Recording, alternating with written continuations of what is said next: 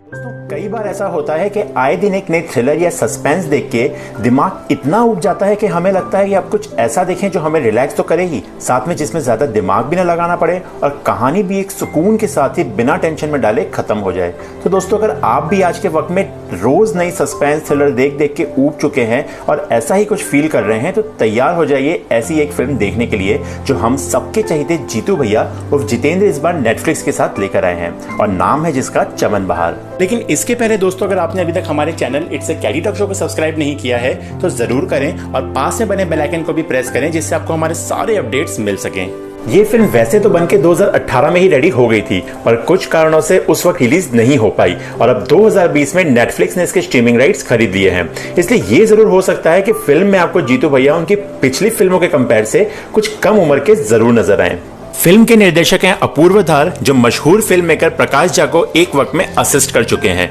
इसमें वैसे तो जितेंद्र के अलावा कोई बड़ा नाम नहीं है लेकिन भुवन अरोड़ा, ऋतिका बड़ियानी, धीरेन्द्र तिवारी और आलम खान प्रमुख भूमिकाओं में जरूर हैं। वैसे ये तो यहाँ मानना पड़ेगा कि देर से ही सही लेकिन नेटफ्लिक्स को भी ये बहुत ही अच्छे से ज्ञात हो गया कि कोटा फैक्ट्री और शुभ मंगल ज्यादा सावधान से जीतू भैया की शोहरत आज की वेब सीरीज वाली और युवा पीढ़ी के दिलों में एक अलग ही मुकाम हासिल कर चुकी है और उसी का फायदा अमेजन ने पंचायत वेब सीरीज के द्वारा भी बहुत ही अच्छे से उठाया था। और अब जब अमेजन के पास उनकी पंचायत है तो भला नेटफ्लिक्स क्यों पीछे रहे। शायद इसलिए ही उनकी 2018 में बनी फिल्म को खरीद के अब 2020 में नेटफ्लिक्स ने पेश किया है। लेकिन जानने वाले तो ये बहुत ही अच्छे से जानते हैं कि जितेंद्र भैया सिर्फ एक दो नहीं बल्कि कई वेब सीरीज में पहले भी अपना दमदार अभिनय दिखा चुके हैं और शायद इसलिए ही उनका नाम ओटीटी प्लेटफॉर्म के बेहतरीन कलाकारों में शामिल होता है।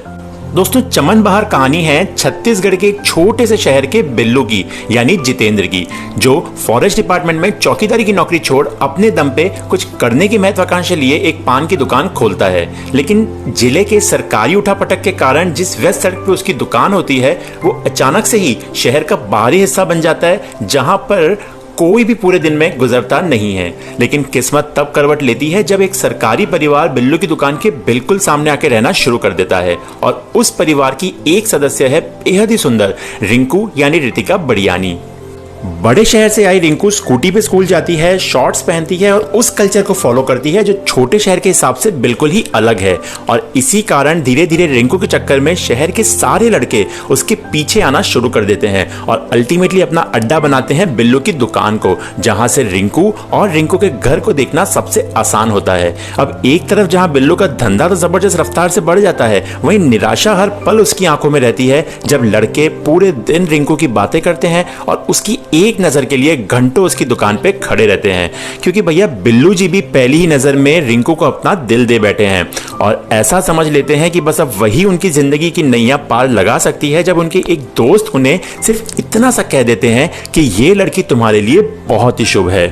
अब अपने प्यार को पाने के लिए बिल्लू कैसे इन सब से निपटता है, क्या वो कबीर सिंह बन के अपना प्यार हासिल करता है या फिर चुपचाप अपने धंधे को चमकने देता है, यही सब आपको फिल्म में आगे देखने मिलता है। हालांकि फिल्म में ऐसा कुछ भी विशेष नहीं है जिसे देख के आपको हंसी आए या फिर आपकी आंखों में आंसू आ जाए, पर फिर भी बड़े ही सिंपल तरीके से चलती है फिल्म आपका एक बार मनोरंजन जरूर कर देती है। फिल्म में आकर्षण का मुख्य केंद्र तो वैसे बिल्लू यानी जीतू भैया ही हैं। उनको देख के आपको बिल्कुल यही महसूस होगा कि छत्तीसगढ़ का कोई मामूली सा गरीब अनपढ़ लड़का है। जिस तरह वो बात करके एक्सप्रेशंस लाते हैं, वो उनका हाथ बांधे खड़े रहने का स्टाइल, मतलब एक एक पहलू इतनी बारीकी से निभाया है जितेंद्र ने कि ऐसा लगता है मानो वो ही उस किरदार के असली रूप हैं। साथ ही जितनी सुंदर तरीके से छत्तीसगढ़ का खाली खाली सूना शहर दिखाया है वो एक बार आपको कहानी में शामिल तो जरूर ही कर देगा।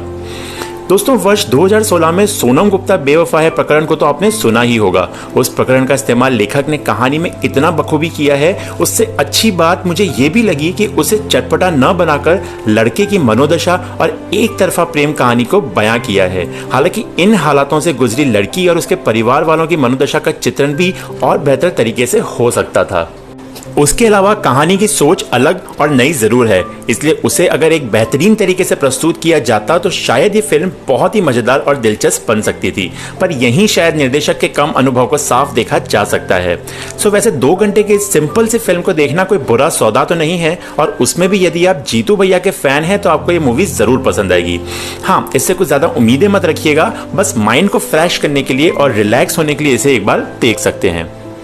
दोस्तों ये वीडियो आपको कैसा लगा कमेंट सेक्शन में आपके व्यूज हमारे साथ जरूर शेयर करें और इसी तरह हमारे सारे अपडेट्स पाने के लिए आप हमारे channel it's a caddy talk show को फेसबुक और इंस्टाग्राम पे भी फॉलो कर सकते हैं।